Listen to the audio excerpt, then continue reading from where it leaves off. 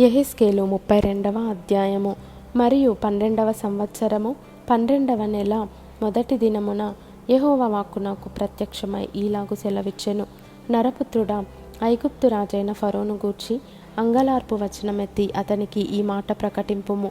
జనములలో కొదమసింహము వంటి వాడవని నీవు ఎంచబడితివి. జలములలో మొసలి వంటి వాడవై నీ నదులలో రేగుచు నీ కాళ్ళతో నీళ్లు కలియబెట్టితివి. వాటి వాగులను బురదగా చేసితివి. ప్రభువైన యెహోవా సెలవిచ్చినదేమనగా, గుంపులు గుంపులుగా జనములను సమకూర్చి నేను నా వలను నీ మీద వేయగా వారు నా వలలో చిక్కిన నిన్ను బయటికి లాగెదరు. నేను నిన్ను నేల పడవేసి తెరప నేల మీద పారవేసేదను. ఆకాశ పక్షులన్నయూ నీ మీద వ్రాలునట్లు చేసి నీ వలన భూజంతువులన్నిటినీ కడుపార తిననిచ్చేదను. నీ మాంసమును పర్వతముల మీద వేసేదను. లోయలన్నిటినీ నీ కళేబరములతో నింపెదను. మరియు భూమిని నీ రక్తధార చేత పర్వతముల వరకు నేను తడుపుదును. లోయలు నీతో నింపబడును. నేను నిన్ను ఆర్పివేసి ఆకాశ మండలమును మరుగు చేసేదను. నక్షత్రములను చీకటి కమ్మజేసేదను. సూర్యుని మబ్బు చేత కప్పెదను. చంద్రుడు వెన్నెల కాయకపోవును. నిన్ను బట్టి ఆకాశమందు ప్రకాశించు జ్యోతులకన్నిటికిని అంధకారము కమ్మజేసేదను. నీ దేశము మీద గాఢాంధకారము వ్యాపింపజేసేదను. ఇదే ప్రభువగు యెహోవా వాక్కు. నీవు ఎరుగని దేశములలోనికి నేను నిన్ను వెళ్ళగొట్టి జనములలో నీకు సమూల ధ్వంసము కలుగజేసి బహుజనములకు కోపము పుట్టింతును. నా ఖడ్గమును నేను వారి మీద జులిపించెదను. నిన్ను బట్టి చాలామంది జనులు కలవరించుదురు. వారి రాజులను నిన్ను బట్టి భీతులగుదురు. నీవు కూలు దినమున వారందరూ ఎడతెగక ప్రాణభయము చేత వణకుదురు. ప్రభువైన యెహోవా సెలవిచ్చినదేమనగా, బబులోను రాజు ఖడ్గము నీ మీదికి వచ్చును. శూరుల ఖడ్గముల చేత నేను నీ సైన్యమును కూల్చెదను.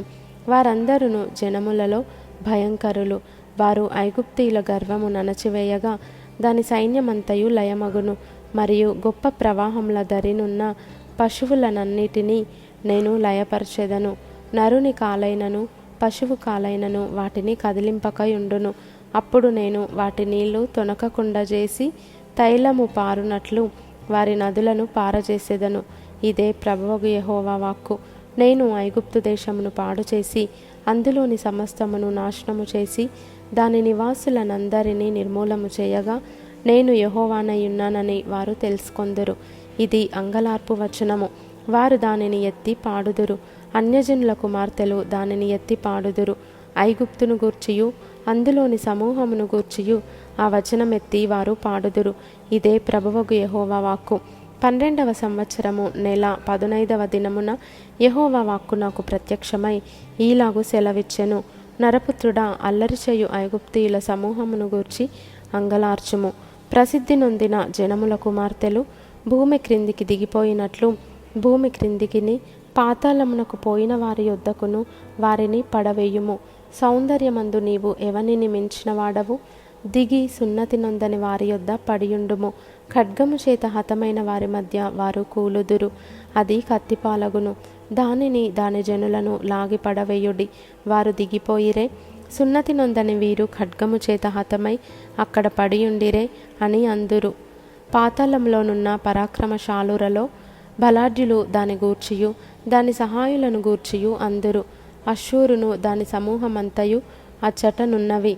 దాని చుట్టూను వారి సమాధులున్నవి. వారందరూ కత్తిపాలై చచ్చియున్నారు. దాని సమాధులు పాతాళాగాధములో నియమింపబడినవి. దాని సమూహము దాని సమాధి చుట్టూనున్నది. వారందరూ సజీవుల లోకములో భయంకరులైన వారు. వారు కత్తిపాలై చచ్చిపడి ఉండిరి.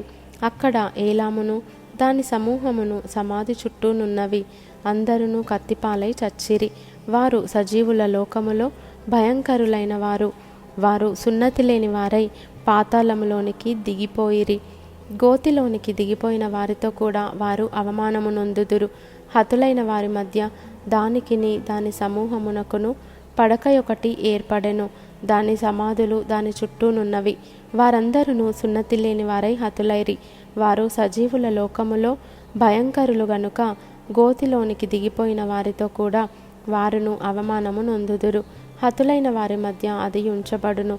అక్కడ మెషెకును తుబాలును దాని సమూహమును ఉన్నవి, దాని సమాధులు దాని చుట్టూనున్నవి. వారందరూ సున్నతి లేనివారు. సజీవుల లోకములో వారు భయంకరులైరి గనుక వారు కత్తిపాలైరి. ఆయుధములను చేతపట్టుకొని పాతాళములోనికి దిగిపోయిరి. అయితే వీరు సున్నతి లేని వారిలో పడిపోయిన శూరుల దగ్గర పండుకొనరు. వారు తమ యుద్ధాయుధములను చేతపట్టుకొని పాతాళములోనికి దిగిపోయి తమ ఖడ్గములను తలల క్రింద ఉంచుకొని పండుకొందురు. వీరు సజీవుల లోకములో భయంకరులైరి గనుక వారి దోషము వారి ఎముకలకు తగిలెను.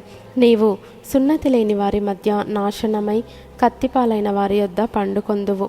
అక్కడ ఎదోమును దాని రాజులను దాని అధిపతులందరూ ఉన్నారు. వారు పరాక్రమవంతులైనను కత్తిపాలైన వారి యొద్ద ఉంచబడిరి.